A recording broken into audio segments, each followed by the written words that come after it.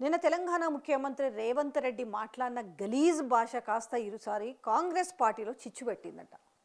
అంటే ఆయన మాట్లాడిన మాటలు ఏసారైనా చిచ్చు పెడతాయి, కానీ ఈసారి మరీ శృతి మించి అత్యంత జుగుప్సాకరంగా గలీజ్ భాష మాట్లాడింది కదా. ఈ భాష పైన హైకమాండ్ కూడా సీరియస్ అయిందంట.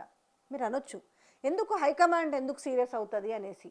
ఆయన మాట్లాడిన మాటలన్నీ కూడా అంటే ఇండైరెక్ట్గా టోటల్గా ఇటు కాంగ్రెస్ హైకమాండ్కే తగిలింది అనేసి మీనాక్షి ఆల్రెడీ ఫోన్లో క్లాస్ వీకిందట.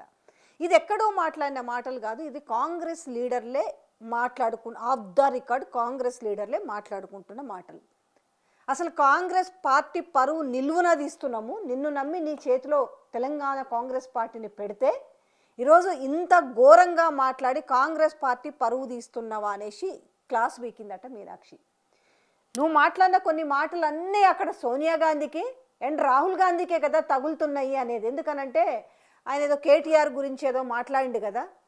సో ఆ మాటలు సేమ్ లిటరల్గా అంటే మీన్స్ ఇప్పుడు అల్లుడు కావచ్చు అక్కడ, లేకపోతే అటు రాహుల్ గాంధీ కావచ్చు. రాహుల్ గాంధీ ఏమో రాజ్యాంగాన్ని పట్టుకొని లేకపోతే ఓట్ చోరీ అనుకుంటూ తిరుగుతున్నాడు కదా, ఆయనే మీసాలు మెల్లేసి తిరుగుతున్నాడు కదా.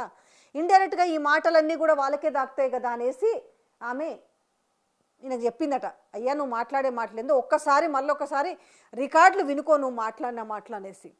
ఈరోజు నీ అమ్మ అని మాట్లాడినావు. లాగులో తొండలు ఇచ్చిపోతా బిడ్డ నేను అనుకుంటున్నావేమో.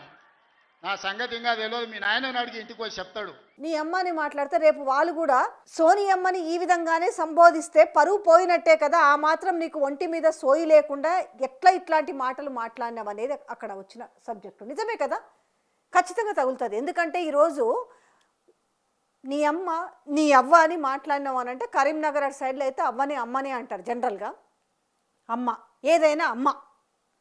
సో ఇక్కడ అమ్మని అవమానించాల్సినంత అవసరం ఏముంది?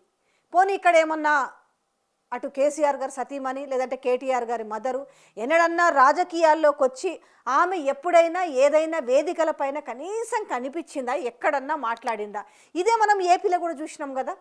ఆ రోజు చంద్రబాబు నాయుడు గారు కన్నీళ్ళు పెట్టుకున్న వైనం చూసినాం. ఆ రోజు నిండు సభలోనే లోకేష్ మదర్ని అండ్ చంద్రబాబు నాయుడు భార్యని సతీమణిని అవమానించారని. అది ఏపీలో ఎంత ఇంపాక్ట్ అయింది? అధికారంలో ఉన్నప్పుడు వ్యక్తి మెంటాలిటీ ఎట్లయినా ఉండొచ్చు, వ్యక్తికి అసలు ఒంటి మీద స్పృహ ఉందా లేకపోతే మాట్లాడే మాటకి కంట్రోల్ ఉందా లేదా అనేది కనీసం ఆ గౌరవపదమైన కుర్చీలో కూర్చున్నప్పుడన్నా అది ఎప్పుడు మనం అలర్ట్ చేస్తుండాలి. లేకపోతే వీళ్ళకి ఏమైనా మిషన్లు పెట్టాలి. నిమిషం ఏదైనా మాట్లాడినప్పుడు నువ్వు ముఖ్యమంత్రివి రాష్ట్రానికి ముఖ్యమంత్రివి, నువ్వు బాధ్యతాయుతమైన సీట్లో కూర్చొని ఉన్నావు అనేసి ఒకటి ఏదో పెట్టాలి. వీళ్ళ కరెంట్ షాక్ లాంటిది పెడుతుంటే ఎప్పుడు అది గుచ్చుతుంటే గుర్తొస్తుంటుందేమో. ఏపీలో చూసిరు కదా, వాళ్ళ గురువు గారికి అవమానం జరిగితే ఆ అవమానమే ఈరోజు ప్లస్ అయ్యి వాళ్ళు 11కు పరిమితం అయితే వీళ్ళు కూటమి 164 సీట్లకు వచ్చారు కదా. ఆ మాత్రం తెలుసుకోకుండా ఉచ్చం నీచం లేకుండా మాట్లాడితే ఈ మాటలు ఈరోజు పెడార్థాలకు దారి తీస్తలేవా? ఈరోజు ఇంట్లో ఉన్న వాళ్ళని బయటికి లాక్కు రావాల్సిన అవసరం ఏంది? నీ అమ్మ అని ఉండకపోతే లేకపోతే నీ అవ్వ అని ఉండకపోతే ఆంధ్రాలో చదువుకున్నావు అని మాట్లాడినావు. రేపు నీ మనవన్ని రాజకీయాల్లోకి తీసుకురావాలంటే నీ మనవడు ఆంధ్ర అవుతాడు కదా. రేపు ఎక్కడ ఏపీలో రాజకీయం చేపిస్తావా లేకపోతే మీ వారసుడు కదా. ఈరోజు రేపన్నీ తిప్పి రికార్డులు వేయరా? మీ బిడ్డని ఆంధ్రాకే కదా ఇచ్చింది, మీ అల్లుని ఆంధ్ర నుంచే కదా తెచ్చుకుంది. ఇవన్నీ ఈరోజు ఒక ఆ కూతురి కుటుంబాన్ని కూడా ఈరోజు రోడ్లకి లాక్కొచ్చిన పరిస్థితి లేదా? ఇంటి విషయాలన్నీ ఈరోజు రచ్చకెక్కించుకుంటే పొయ్యే పరువు ఎవరిది? లీడర్లదే పోతుంది ఆబ్వియస్లుగా. బజార్లో ఎవరు తెచ్చిపెట్టుకుంటారు? ప్రజలు తెచ్చిపెడతలేరు. అదొక పెద్ద సక్కదనమా లేకపోతే అదొక పెద్ద తెలివా? ఆయన చెల్లెని గౌరవించలేదు, ఇంటి ఆడబిడ్డనే పంపించిరు అని అంటే మిమ్మల్ని అంటలేరా? మీ సొంత అన్న కూతురు పెళ్ళికే మీ భార్య మీ కూతురు మీరు తప్ప మీ కుటుంబ సభ్యులు ఎవరూ రాలేదు. ఎందుకు ఇట్లా ఒకరిని ఒకరు ఎండిపోసుకోవడం ఎందుకు అనేది? ఎందుకంటే ఎట్లుంటాయంటే మాట్లాడేటోళ్ళ మాటలన్నీ ఈ గురువింద గుంజ సామెత ఉంటుంది. పైన అంత ఎర్రగా ఉన్నా కింద నేను నల్లగా నాకు కనపడదు అన్నట్టుగా ఇన్ని తెలిసి కూడా ఈ రకంగా మాట్లాడుతుంటే ఈరోజు మీరు మాట్లాడిన మాటలన్నీ కాంగ్రెస్ పార్టీ వాళ్ళని ఉద్దేశించి అలాగే గాంధీ కుటుంబాన్ని ఉద్దేశించి మాట్లాడిన మాటలని చెప్తున్నారు. ఎందుకంటే ఇక్కడ ఫెయిల్యూర్ అయిన లీడర్లు ఏం లేరు కదా. 39 సీట్లు వచ్చినాయి, 1.8% కేవలం డిఫరెన్స్ ఓటు శాతం. కానీ ఇప్పుడు ఎట్లా ఉంది? ఇప్పుడు సోనియా గాంధీ ఆధ్వర్యంలో నడుస్తున్న కాంగ్రెస్ పార్టీ పరిస్థితి దేశంలో ఎట్లుంది? కేవలం ఇవాళ మూడే అంటే 3 రాష్ట్రాలకి పరిమితమైంది. బీహార్లో ఏమైంది? కాలికి బలపాలు కట్టుకొని తిరుగుతూ నువ్వు కూడా తిరుగుతావు కదా. ఇవాళ ఈ గారు నుంచి నువ్వని సంబోధించేదాకొచ్చింది అని అంటే ఎదుటి వాళ్ళ ప్రవర్తన బట్టి ఇంకొకరు మాట్లాడుతున్నడానికి మీరిచ్చే ఉదాహరణ. దట్టు మీరు రాష్ట్ర ప్రజలకు ఏం చెప్పదలుచుకోరు? సరే, గత ముఖ్యమంత్రి మాట్లాడిండ్రు అనేది కదా ఇప్పుడు అంతా కూడా సోషల్ మీడియాలో కూడా వైరల్ అవుతుంది.